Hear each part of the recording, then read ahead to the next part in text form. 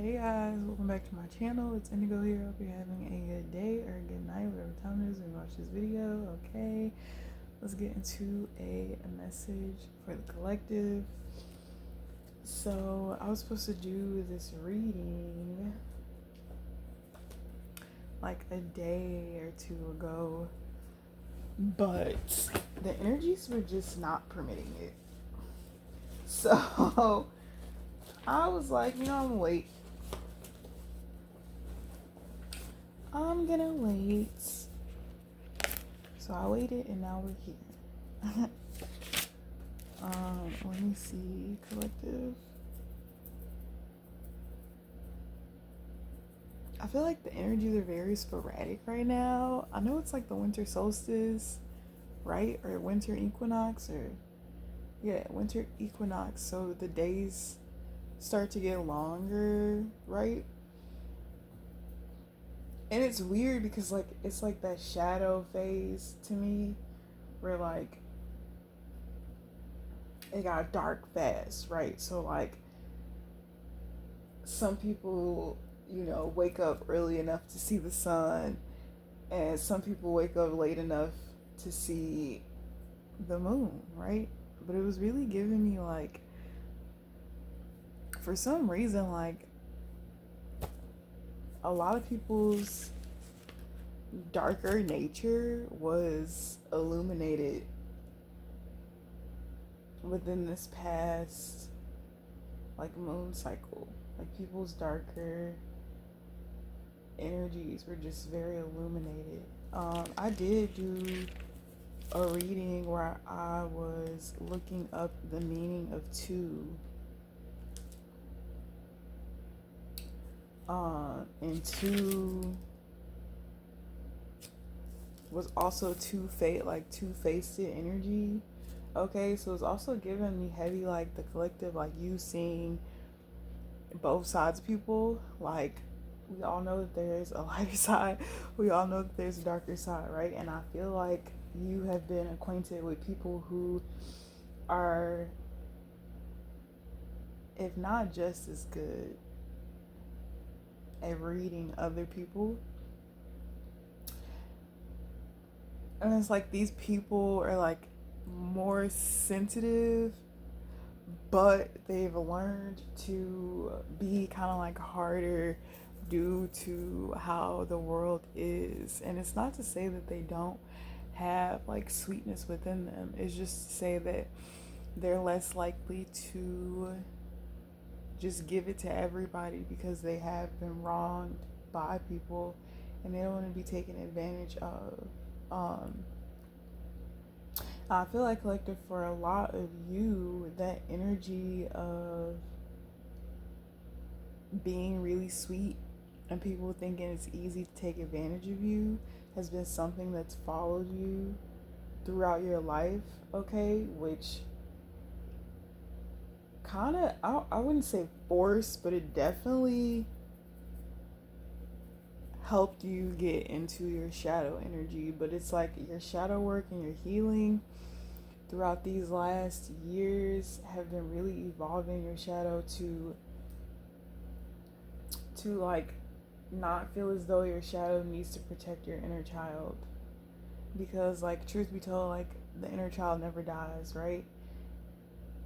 And for a lot of people who have not healed from their childhood wounds, they use their shadow to protect their inner child. So it's even that energy of like, oh, this person doesn't seem like they would be interested in me, or they don't seem like they've talked to me, so I'm gonna reject them before they get a chance to reject me. Like that's like somebody like trying to protect like their inner child who fears rejection because they actually want to be accepted and loved by certain individuals. Um, yeah, I just feel like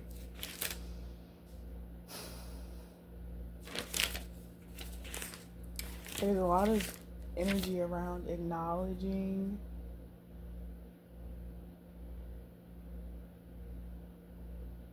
there's a lot of people acknowledging your capability of being able to be sweet regardless of how people treat you. And I feel like people can sense that like your shadow is like people are like, okay, well, if this person is this light, if this person is this bubbly, like I know when it gets dark, like bitch, it gets literally pitch black, like absolutely no light to be seen at all. So it's like people are kind of scared to see that side of you, but then it's like some people that literally want to bring it out in you just so that they can be like, oh, like she's not that sweet or he's not that nice. Or people want to like invoke some type of like emotional turmoil or instability within you. And I feel like it's just not happening. Okay, but then it's also not like, it's not like your shadow doesn't exist. You are very balanced in between the two faces of the energy. And I feel like a lot of people admire this about you, especially the energy where you can acknowledge the bad but not allow the bad to dictate your reality, you know? Um I also sense like this energy of like protection. I don't know, koala bears are very significant. But like I'm literally seeing like a koala bear in a tree, like with her baby cub like nuzzled up against her. Like I feel like a lot of people feel the need to protect you. Or it's a lot of people that want your protection. So it's like I'll be nasty on your behalf. Don't worry about it. Like it's weird. It's weird, but it's not weird. It's just like I'll say it so you don't have to say it, or I'll do it so you don't have to do it. Cause you're better at this, and I'm better at that. Like it's really giving teamwork. I don't know. That's the energy that I was getting though. Um.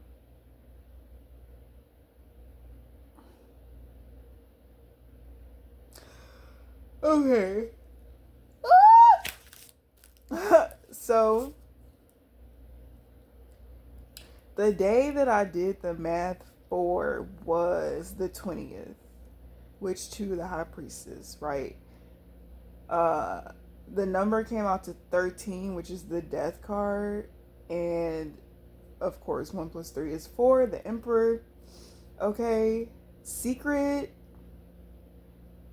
So this is crazy because I was looking something up and it showed me something, and then it completely like the page literally just changed. Like I didn't change the web page or nothing. Like the page just changed, girl. And I was like, who the fuck? Like I've been experiencing some crazy, crazy spiritual shit lately. Like it has been extremely intense.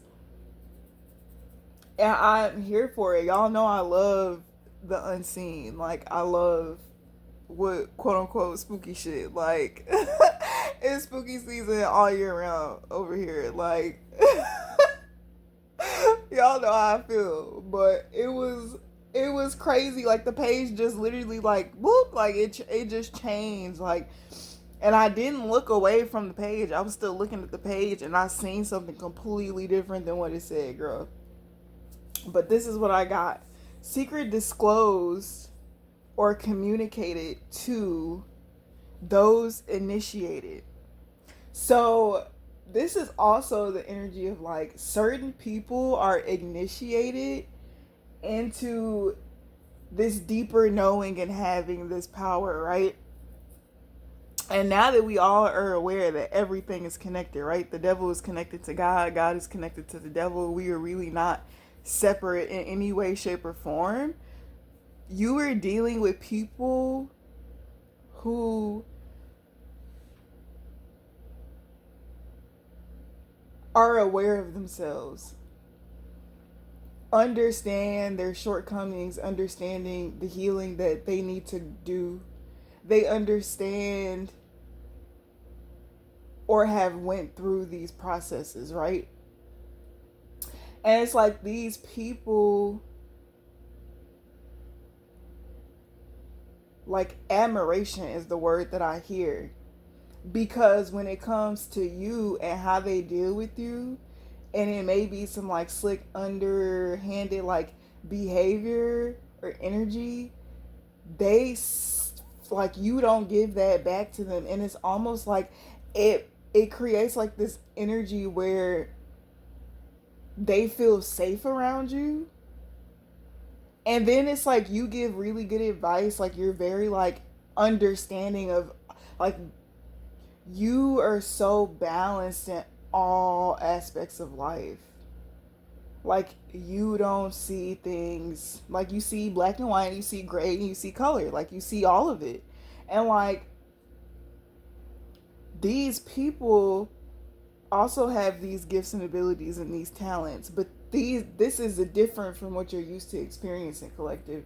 You're used to experiencing people who've had to, and I'm not saying that these people, like, I don't fucking know, you know, whatever. You're used to experiencing people who are jealous of you and want to take your power and take your energy, and they just want to take from you without giving you anything. These are people that don't want to take anything from you. They want to exchange equally, whether it be energy, whether it be material things, whether it be knowledge, deeper understanding, whether it just be conversation. It's like you're a higher grade of devil. So instead of dealing with like the devil's concubines, like their assistants, their fucking pawns, right? You're dealing with the king and the queens of whatever the fuck it is that they are of. And it can kind of be like a little spooky. Like, I'm not gonna lie, like I see people in spirit now, and I don't really see people in human form. I mean, I do sometimes, but I see them in spirit, like very clearly, often, and it I'm like, what the fuck? Like, it's crazy because I'm like this cute little flower in the middle of like a bunch of fucking monsters, and like it's kind of like, you know how Boo in Monsters Inc., like Boo really loved, I think his name was Sully. I can't remember. I think it was Sully. But Boo was really like Boo loved Sully. Like, and Sully was the scariest monster. He was the scariest one out of all the monsters. I mean, there was one that she was scared of, but she befriended a monster that was scarier than him, way tougher, way badder than him, and he protected her. And that was really when people found out who the bravest monster was, because he defended her honor because she deserved to be defended. It was funny too because a lot of those kids that were getting scared or spooked or whatever, you would see how they would respond in different instances, and it was kind of like karma playing out, right? Whereas to when it came to Boo, it was like them trying to figure out like why this monster she was so scared of. I can't really remember the movie, but if I'm remembering it correctly, it was like some childhood trauma or something attached to that monster to where she just will always be scared of him. And they helped her overcome that shit. And this is really the energy that like is playing out in reality. Like, it's kind of crazy, okay? Number 4. Number of revelation. Whatever is not concealed stands for duality. Whatever is not connected stands for duality.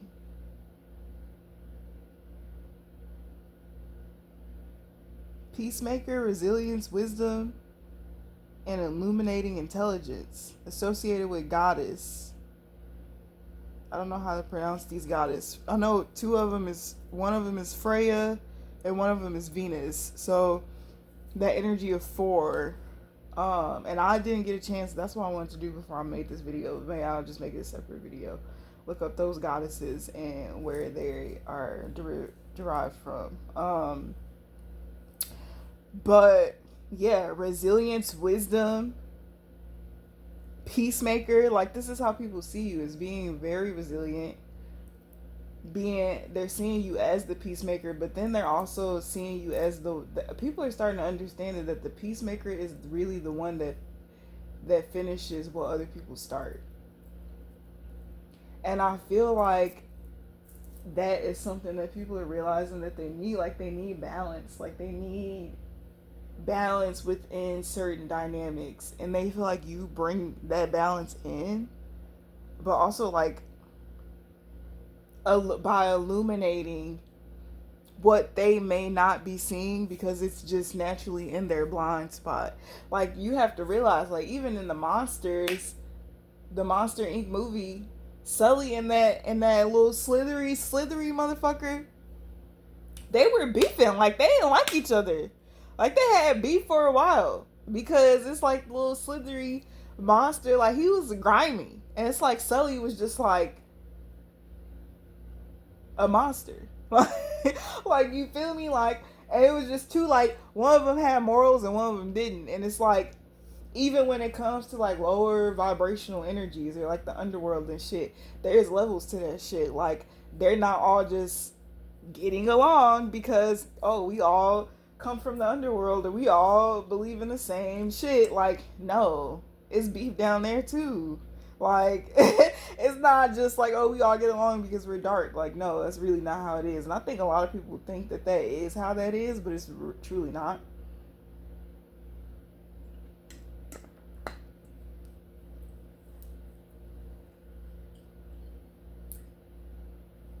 I just seen a light. It was crazy. Then the 22nd.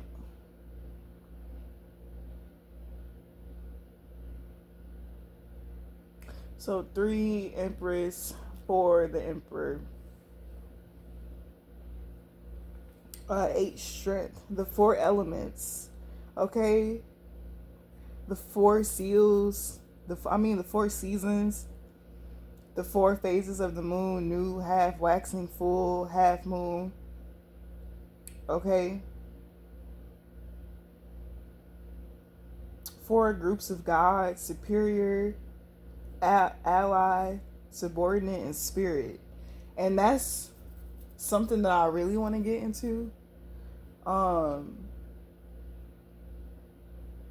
Because when we think about the pyramid, the base of the pyramid is a square. The foundation of it is square. You know how people always say, think outside the box, right? But we built the box to build the foundation. If there was no box, then there would be nothing to think outside of. So the box is really giving me like traditional value. Like, the box is really giving me like high priest energy, where it's like tradition, values, like structure, belief systems, right? That create and build a structure that keeps people in a certain frame of mind or a certain way of thinking. But then when you think about the pyramid, it's the 3, the Trinity, right? The Mother, the Son, and the Holy Spirit. I mean, the Father, the Mother, and the Holy Spirit. That's how I look at that. Which creates that point. And that point is what? 1, which is the ascension. The 1 is the duality, is man. Okay, God, source, creator. And then I thought this was crazy too. The 4 animals: creeping, flying, 2-legged. I don't even understand like what the fuck I just wrote, to be honest. I was channeling a lot when I did this. And I was seeing the 4 of Cups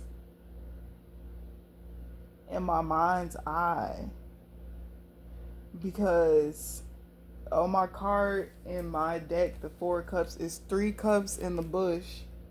It's 3 cups sitting in front of the bush and they're full. And then it's the person's face coming out of the bush, and then a hand with a cup in it coming from the other side, and it's like spirit.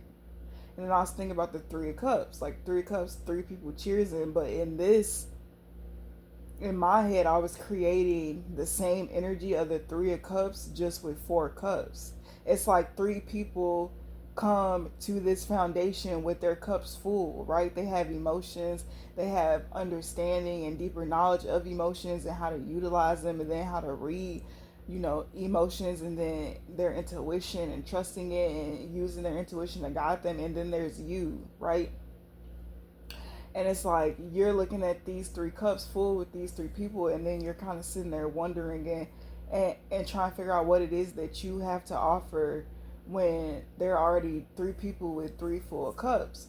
But then you're understanding the diversity of each person and what it is that they have within their cup, which then makes you reflect on what it is that you can put into your cup to come also to the table with the full cup. And that's something that you're doing in spirit, in silence, with self. It's giving me like the hermit energy, right? Where you're pouring your emotion, you're pouring out what's really inside of you into this cup to be able to bring it to this table and formulate this foundation with three other people. So you're like the fourth person. You're that last piece to this foundation. So it's also something about you building some type of foundation, okay? This could also be like business ideas, business ventures, where people want to team up with you, people want to work with you, people want to invest in whatever it is that you're doing, because your cup is the cup. I don't want to say trendy, but your cup is the new wave. Like, your cup is the new age. Your cup is what's now in fashion, right? You're the cup that is up to date on how things are now. But then also your cup respects what was, what is, and what could be. So you have this evolutionary source of water that you're getting literally from spirit. And I feel like people want to be involved with that. Okay, the Four Noble Truths in Buddhism. Okay, and then stability, hard work, and balance. Okay, which I feel like people feel like you're very stable, you're a very hard worker, and they really enjoy that about you. But the Four Noble Truths, foundation of Buddhist thoughts, okay? Because also then we got the Emperor. So this was also giving me the energy of men who want to not abuse the feminine, but cherish and honor the feminine by allowing the feminine to show up in their life and do what the feminine does. Feminine does. Feminine? I don't know why that word sounds weird to me. So it's like people are allowing you access to their emotions and their feelings because they know that you're going to help them alchemize and transmute something that's been holding them back into putting them on the path that they actually wish to go. Somebody feels like with you, all things are possible. Like you don't really make an excuse for anything not to be what it is that you want it to be. And it's really about your ability to evolve your perception. Yeah. So the Four Noble Truths, I feel like it is a perspective that a lot of men need to sit with when it comes to dealing with their emotions and like being in this world, okay? The truth of suffering, the reality that suffering is an inevitable part of human life. Because it is. Like, this life that we live, shit happens every day. Like, you can't really control what happens. The only thing that you can do is control your response to what happens, how you deal with what happens internally, how you deal with it externally, what you choose to do with your emotions, if you choose to harbor them, or if you choose to evolve and use them for your ascension, okay? The truth of the cause of suffering. Craving or grasping is the cause of suffering. So this is giving me that energy where man always strives to, we need to build the next best thing. We need to create the next best thing. Like always focusing on everything outside of yourself to give you a sense of, to like create this sense of nirvana. Like it's like you need, like there's so many people in the world that are striving for validation from what the world has told them success actually is. Okay? And when they don't get that in the way that they feel that they should, it creates suffering. Okay? The truth of the end of suffering. Enlightenment, or the sensation of desire, is the end of suffering. The truth of the path that leads to the end of suffering, the noble eightfold path, is the path to the end of suffering. Perspective that aims to deal with the world as it is and to rectify it. The concept of suffering is not intended to convey a negative worldview, but rather to acknowledge that happiness is fleeting. So happiness begins to fleet when one experiences adversity that causes them to invoke a feeling of suffering.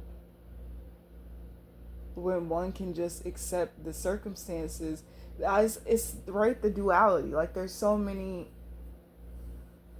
ways to skin a cat, right? There's so many ways to look at things, and people continue to have this idea of perfection in their mind. So even when something works out, they still are like, oh, well, it would have been better if this would have happened, because they've created the narrative that that would have been perfect.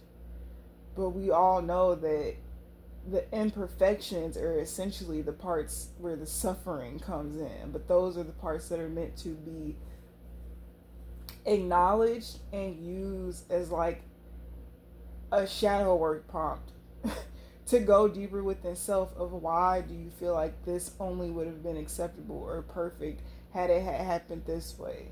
And when you start to answer those things, you really start to see like how in your childhood you weren't allowed to experience child emotions or just to be a child, because people were trying to force you into growing up sooner so that they wouldn't have to look at you as being the child and remember when they were the child. And instead of doing something different, it's like people just want to do the same thing. So they continuously repeat the same cycles. And that's not what's supposed to happen. It's evolution. It's time to evolve the norm. And that's even in business too. When it comes to corporations and how they run shit that only works for them. People are seeing it. The rebellion. People are starting to be like, you know what? Why am I making you all this money when I literally could take all your fucking clientele and go do my own thing?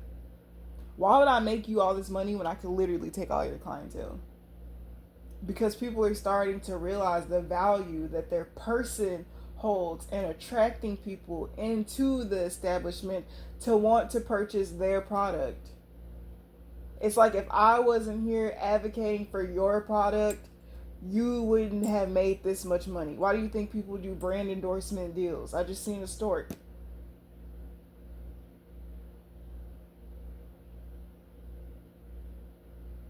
Like people are starting to realize like the man is not holding weight over the man. Like, and by acknowledging that, you're acknowledging God.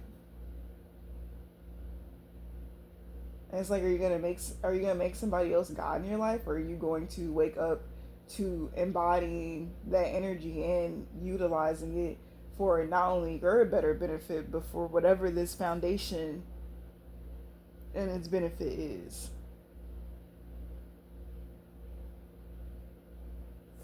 But yeah.